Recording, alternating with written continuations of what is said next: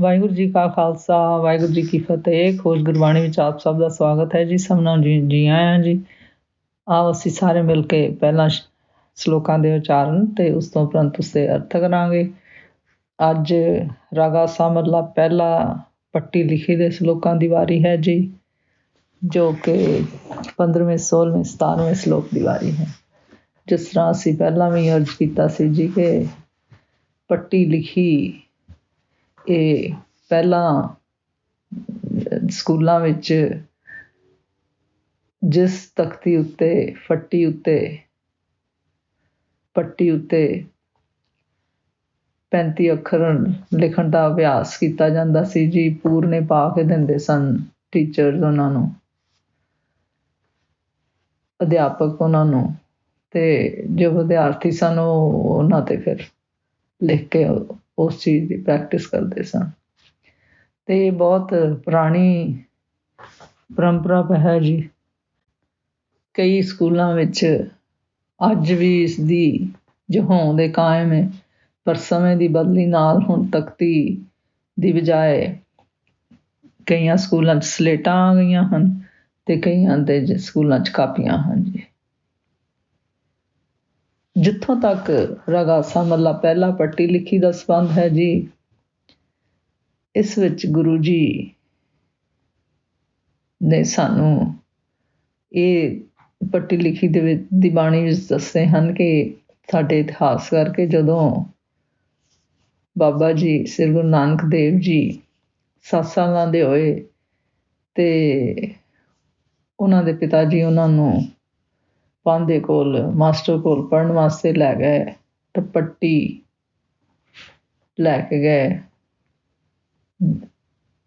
ਨਾਲ ਆਪਣੇ, ਅਤੇ ਉਦੋਂ ਦਾ ਇਹ ਰਿਵਾਜ਼ ਹੈ। ਪਰ ਜਿਹੜੇ ਸਾਡੇ ਇਤਿਹਾਸਕਾਰ ਅਤੇ ਵਿਦਵਾਨ ਹਨ ਉਹ ਇਸ ਗੱਲ ਦੇ ਨਾਲ ਸਹਿਮਤ ਨਹੀਂ ਹਨ ਜੀ। ਉਹ ਕਹਿੰਦੇ ਹਨ ਇਹ ਪਹਿਲਾਂ ਵੀ ਪੱਟੀ ਪਹਿਲਾਂ ਵੀ ਹੁੰਦੀ ਸੀ, ਉਸ ਤੋਂ ਪਹਿਲਾਂ ਵੀ ਹੁੰਦੀ ਸੀ ਜੀ। ਅਤੇ ਇਸ ਪੱਟੀ ਦਾ ਸ਼ਬਦ ਦੀ ਜੋ ਵਰਤੋਂ ਹੈ ਉਹ ਸ੍ਰੀ ਗੁਰੂ ਗ੍ਰੰਥ ਸਾਹਿਬ ਵਿੱਚ 968 ਪੇਜ 'ਤੇ ਵੀ ਹੈ, ਸਫ਼ੇ 'ਤੇ ਵੀ ਹੈ ਜੀ, ਅਤੇ 1281 'ਤੇ ਵੀ ਹੈ। ਜਿਸ ਤਰ੍ਹਾਂ 968 'ਤੇ ਹੈ, ਆਪੇ ਪੱਟੀ ਕਲਮ ਆਪ ਲਿਖਾਣਾ ਰਹਾਰਾ ਹੁਆ, ਆਪੇ ਪੱਟੀ ਕਲਮ ਆਪ ਉੱਪਰ ਲੇਖ ਵੀ ਤੂੰ, ਇੱਕੋ ਕਹੀਏ ਨਾਨਕਾ ਦੂਜਾ ਕਾਹੇ ਕੋ। ਅਤੇ ਸ੍ਰੀ ਗੁਰੂ ਗ੍ਰੰਥ ਸਾਹਿਬ ਜੀ ਦੇ 1281 ਪੇਜ 'ਤੇ ਉਹ ਕਹਿੰਦੇ ਹਨ, ਦੂਜਾ ਕੌਣ ਕਹਾ ਨਹੀਂ ਕੋਈ, ਸਭ ਮੇਂ ਏਕ ਨਿਰੰਜਨ ਸੋਈ।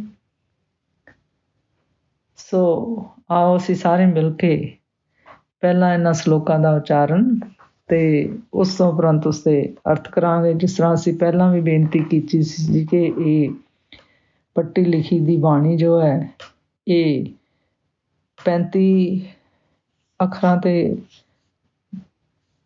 ਨਿਰਭਰ ਹੈ ਜੀ, ਅਤੇ 2-2 ਤੁਕਾਂ ਰਹਾਉ ਦੀਆਂ ਵੀ ਹਨ ਜੀ। ਇਸ ਦੀ ਭਾਸ਼ਾ ਬਹੁਤ ਸਰਲ ਅਤੇ ਮਧੁਰ ਗੁਣਾਂ ਵਾਲੀ ਹੈ ਜੀ, ਜਿਸ ਵਿੱਚ ਇਹਨਾਂ ਸ਼ਲੋਕਾਂ ਦੁਆਰਾ ਸਾਨੂੰ ਗੁਰੂ ਜੀ ਨੇ ਦੱਸਿਆ ਹੈ ਕਿ ਇਹ ਮਨੁੱਖਾ ਜਨਮ ਦਾ ਜੋ ਅਸਲ ਮਕਸਦ ਹੈ ਉਹ ਕੀ ਹੈ ਜੀ, ਅਤੇ ਕਿਸ ਤਰ੍ਹਾਂ ਉਸ ਕਰਤਾ ਪੁਰਖ ਪਰਮੇਸ਼ਰ ਨਾਲ ਅਸੀਂ ਲੱਗ ਸਕਦੇ ਹਾਂ ਜੀ। ਸੋ ਆਓ ਅਸੀਂ ਸਾਰੇ ਮਿਲ ਕੇ ਪਹਿਲਾਂ ਸ਼ਲੋਕਾਂ ਦਾ ਉਚਾਰਨ ਅਤੇ ਉਸ ਤੋਂ ਉਪਰੰਤ ਉਸਦੇ ਅਰਥ ਕਰਾਂਗੇ ਜੀ। ਅੱਜ 15ਵੇਂ 16ਵੇਂ ਅਤੇ 17ਵੇਂ ਸ਼ਲੋਕ ਦੀ ਵਾਰੀ ਹੈ ਜੀ, ਜਿਹਦੇ ਵਿੱਚ ਅਕਸ਼ਰ ਹਨ ਠੱਠਾ, ਡੱਡਾ ਅਤੇ ਢੱਡਾ। ਠੱਠੇ ਠਾਠ ਵਰਤੀ ਤਨਿਅੰਤਰ, ਹਰ ਚਰਨੀ ਜਿਨ ਕਾ ਚਿਤ ਲਾਗਾ ਸਹੀ ਜਨ ਨਿਸਰੇ, ਤਿਉ ਪ੍ਰਸਾਦੀ ਸੁਖ ਪਾਇਆ। ਠੱਠੇ ਠਾਠ ਵਰਤੀ ਜਨਿਅੰਤਰ, ਹਰ ਚਰਨੀ ਜਿਨ ਕਾ ਚਿਤ ਲਾਗਾ ਸਹੀ ਜਨ ਨਿਸਰੇ, ਤਿਉ ਪ੍ਰਸਾਦੀ ਸੁਖ ਪਾਇਆ। ਡੱਡੇ ਡੰਫ ਕਰੋ ਕਿਆ ਪ੍ਰਾਣੀ, ਜੋ ਕੁਛ ਹੋਆ ਸੋ ਸਭ ਚਲਣਾ, ਤਿਸੇ ਸਰੇਵੇ ਤਾਂ ਸੁਖ ਪਾਵੋ, ਸਰਬ ਨਿਰੰਤਰ ਰਵ ਰਿਆ। ਡੱਡੇ ਡੰਫ ਕਰੋ ਕਿਆ ਪ੍ਰਾਣੀ, ਜੋ ਕੁਛ ਹੋਆ ਸੋ ਸਭ ਚਲਣਾ, ਤਿਸੇ ਸਰੇਵੇ ਤਾਂ ਸੁਖ ਪਾਵੇ, ਤਾਂ ਸੁਖ ਪਾਵੋ, ਸਰਬ ਨਿਰੰਤਰ ਰਵ ਰਿਆ। ਢੱਡੇ ਢਾ ਉਸਾਰੇ ਆਪੇ, ਜੋ ਤਿਸ ਭਾਵੇ ਤਿਵੇਂ ਕਰੇ। ਕਰ ਕਰ ਵੇਖੇ ਹੁਕਮ ਚਲਾਏ, ਤਿਸ ਨਿਸਤਾਰੇ ਜਾ ਕੋ ਨਦਰ ਕਰੇ। ਢੱਡੇ ਢਾ ਉਸਾਰੇ ਆਪੇ, ਜੋ ਤਿਸ ਭਾਵੇ ਤਿਵੇਂ ਕਰੇ। ਕਰ ਕਰ ਵੇਖੇ ਹੁਕਮ ਚਲਾਏ, ਤਿਸ ਨਿਸਤਾਰੇ ਜਾ ਕੋ ਨਦਰ ਕਰੇ। ਸੋ ਪਹਿਲਾ ਅਕਸ਼ਰ ਹੈ ਜੀ 15ਵੇਂ ਸ਼ਲੋਕ ਦਾ ਠੱਠਾ। ਠੱਡੇ ਠੱਠੇ ਠਾਠ ਵਰਤੀ ਤਿਨੇ ਅੰਤਰ, ਹਰ ਚਰਨੀ ਜਿਨ ਕਾ ਚਿਤ ਲਾਗਾ। ਚਿਤ ਲਾਗਾ ਸਹੀ ਜਨ ਨਿਸਤਰੇ, ਤੇ ਪ੍ਰਸਾਦੀ ਸੁਖ ਪਾਇਆ। ਠੱਠਾ ਅਕਸ਼ਰ ਦੁਆਰਾ ਗੁਰੂ ਜੀ ਉਪਦੇਸ਼ ਦਿੰਦੇ ਹਨ ਜੀ ਕਿ ਜਿਨ੍ਹਾਂ ਗੁਰੂ ਕੇ ਜਗਿਆਸੂਆਂ ਦਾ ਮਨ ਅਤੇ ਚਿੱਤ ਜੋ ਹੈ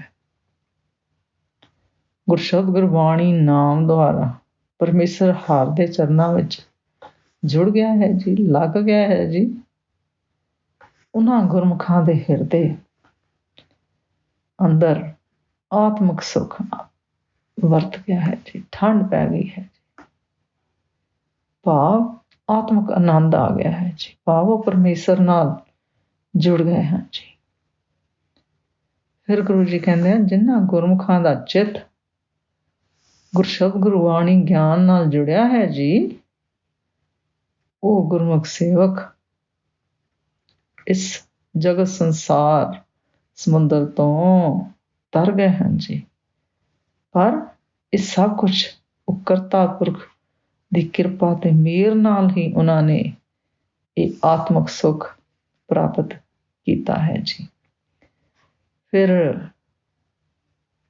ਡੱਡਾ ਅਕਸ਼ਰ ਦੁਆਰਾ ਗੁਰੂ ਜੀ ਕਹਿੰਦੇ ਹਨ ਡੱਡੇ ਡੰਫ ਕਰੋ ਕਿਆ ਪ੍ਰਾਣੀ, ਜੋ ਕੁਛ ਹੋਆ ਸੋ ਸਭ ਚਲਣਾ, ਤਿਸੇ ਸਰੇਵੋ ਤਾਂ ਸੁਖ ਪਾਵੋ, ਸਰਬ ਨਿਰੰਤਰ ਰਵ ਰਿਆ।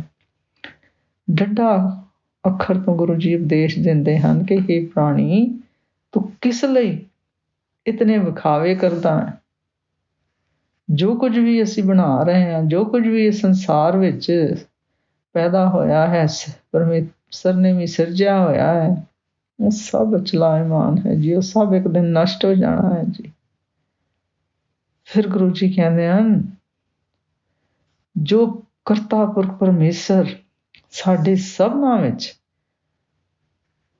ਨਿਰੰਤਰ ਵਿਆਪਕ ਹੈ ਜੀ, ਉਸ ਦੇ ਗੁਰਸ਼ਬਦ ਗੁਰਬਾਣੀ ਨਾਮ ਦਾ ਸਿਮਰਨ ਕਰੋ ਜੀ, ਤਾਂ ਹੀ ਤੁਸੀਂ ਸੱਚਾ ਆਤਮਿਕ ਸੁੱਖ ਪ੍ਰਾਪਤ ਕਰੋਗੇ ਜੀ। ਫਿਰ ਢੱਡੇ ਸ਼ਲੋਕ ਵਿੱਚ ਗੁਰੂ ਜੀ ਆਖਦੇ ਹਨ ਢੱਡੇ ਢਾ ਉਸਾਰੇ ਆਪੇ, ਜੋ ਤਿਸ ਭਾਵੇ ਤਿਵੇਂ ਕਰੇ। ਕਰ ਕਰ ਵੇਖੇ ਹੁਕਮ ਚਲਾਏ, ਤਿਸ ਨਿਸਤਾਰੇ ਜਾ ਕੋ ਨਦਰ ਕਰੇ।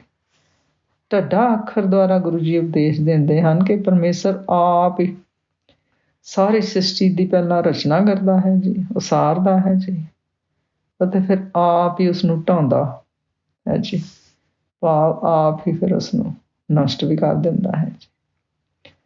ਫਿਰ ਗੁਰੂ ਜੀ ਕਹਿੰਦੇ ਨੇ ਸਭ ਕੁਛ ਜਿਸ ਤਰ੍ਹਾਂ ਪਰਮੇਸ਼ਰ ਨੂੰ ਚੰਗਾ ਲੱਗਦਾ ਹੈ ਜੀ, ਉਸ ਤਰ੍ਹਾਂ ਹੀ ਉਹ ਕਰਦਾ ਹੈ ਜੀ।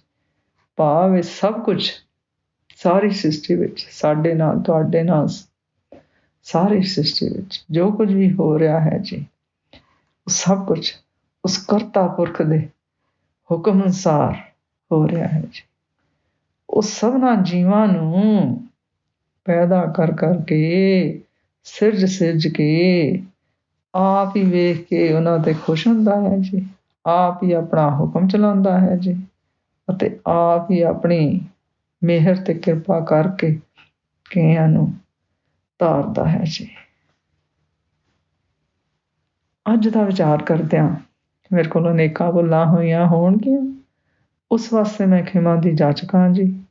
ਵਾਹਿਗੁਰੂ ਜੀ ਕਾ ਖਾਲਸਾ, ਵਾਹਿਗੁਰੂ ਜੀ ਕੀ ਫਤਿਹ।